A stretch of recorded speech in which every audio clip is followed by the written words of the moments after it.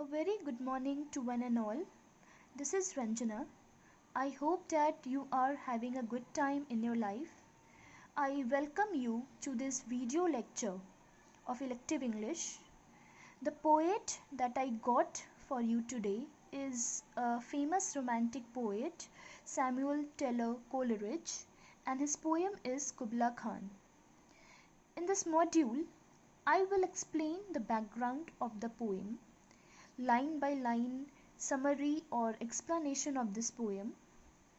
I have divided this video lecture, this poem, into three parts as this poem is quite long. First, I will explain the background of the story and then continue with the summary.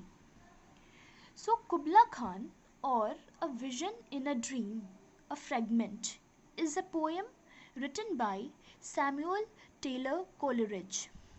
It was completed in 1797 but published in 1816. According to Coleridge, his preface to Kubla Khan, the poem was composed one night after he experienced an opium-influenced dream, after reading a work describing Xanadu, the summer palace of the Mongol ruler and Emperor of China Kublai Khan. Upon waking, he set about writing lines of poetry that came to him from the dream until he was interrupted by a person from Porlock. The poem could not be completed according to its original 200 to 300 line plan, as the interruption caused him to forget the lines. He left it unpublished and kept it for private readings for his friends until 1816, when, at the prompting of Lord Byron, it was published. Some of Coleridge's contemporaries denounced the poem and questioned its origin, the story of its origin. It was not until years later that critics began to openly admire the poem. Coleridge has written many poems. Among them, The Rime of the Ancient Mariner and Christabel is famous. But this particular poem, Kubla Khan, is considered one of the most famous examples of romanticism in English poetry, and it is one of the most frequently anthologized poems in the English language. A copy of the manuscripts is a permanent exhibit at the British Library in London. So, now the summary of this poem. This poem describes Xanadu, the palace of Kubla Khan, a Mongol emperor and the grandson of Genghis Khan. The poem speaker starts by describing the setting of emperor's palace, which he called a pleasure dome. He tells us about a river that runs across the land and then flows through some underground caves and into the sea. He also tells us about the fertile land that surrounds the palace. The nearby area is covered in streams, sweet-smelling trees, and beautiful forest. Then the speaker gets excited about the river again and tells us about the canyon through which it flows. He makes it into a spooky, haunted place where you find a woman wailing for her demon lover. He describes how the river leaps and smashes through the canyon, first exploding up into a noisy fountain and then finally sinking down and flowing through those underground caves into the ocean far away.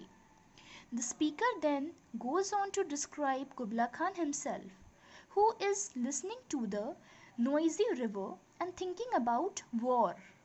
All of a sudden, the speaker moves away from his landscape and tells us about another vision he had, where he saw a woman playing an instrument and singing. The memory of her song fills him with longing, and he imagines himself singing his own song. using it to create a vision of Xanadu. Towards the end, the poems becomes more personal and mysterious as the speaker describes past vision he has had. This brings him to a final image of a terrifying figure with flashing eyes. This person, Kubla Khan, is actually a powerful being who seems almost godlike. The last line is, "For he on honeydew hath fed and drunk the milk of paradise." So Kubla Khan is one of the very powerful king of that time. Now I will explain the line by line explanation or summary of this poem. The first line, the opening line is, in Xanadu did Kubla Khan a stately pleasure dome decree. So here's the famous opener. This line gets a lot of work done quickly. It introduces us to the title character Kubla Khan and begins to describe the amazing setting of the poem Xanadu.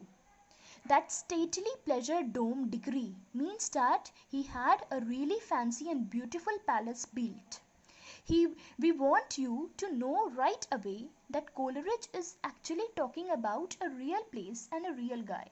So a real place is that Mongol emperor Kubla Khan was the grandson of legendary Mongol conqueror Genghis Khan, and he built a summer palace called Xanadu in English in Mongolia.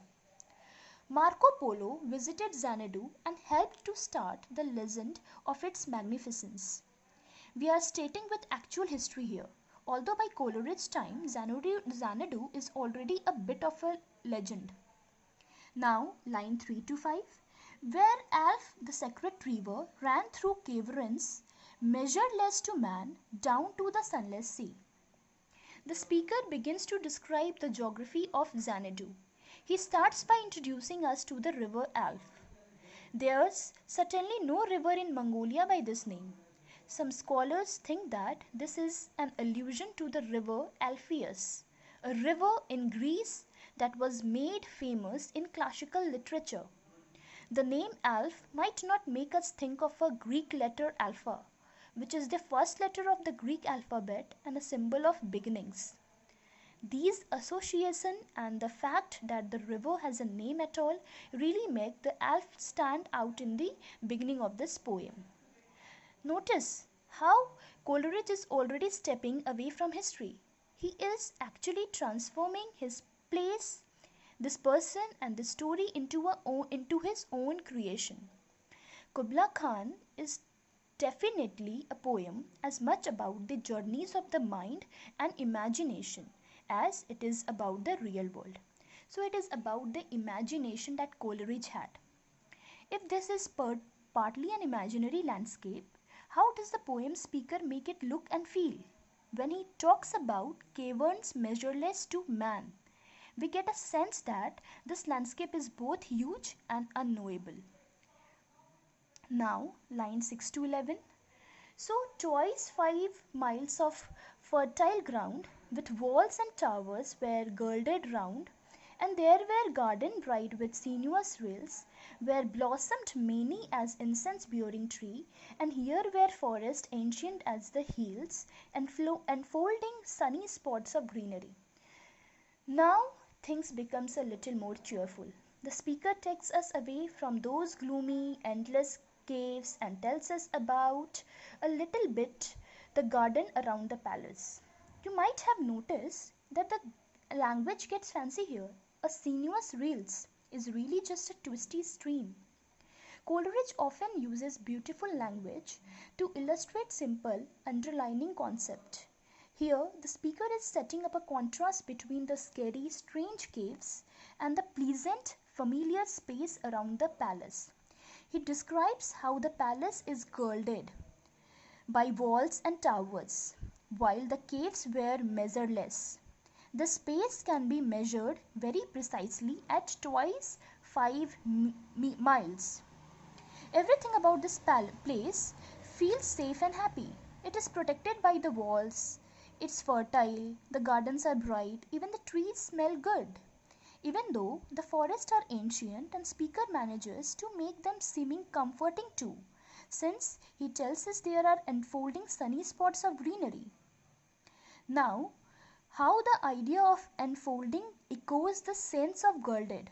The forest wraps around those little sunny spots and keeps them safe, just like the walls wrap around the palace and keep it safe. The natural world outside is wide and strange, but within the palace, all things are peaceful and protected. So this is up to 6 to 11 explanation of the line by line explanation of this poem. So I am going to end up this video lecture here, and I will continue with the next part in my next video.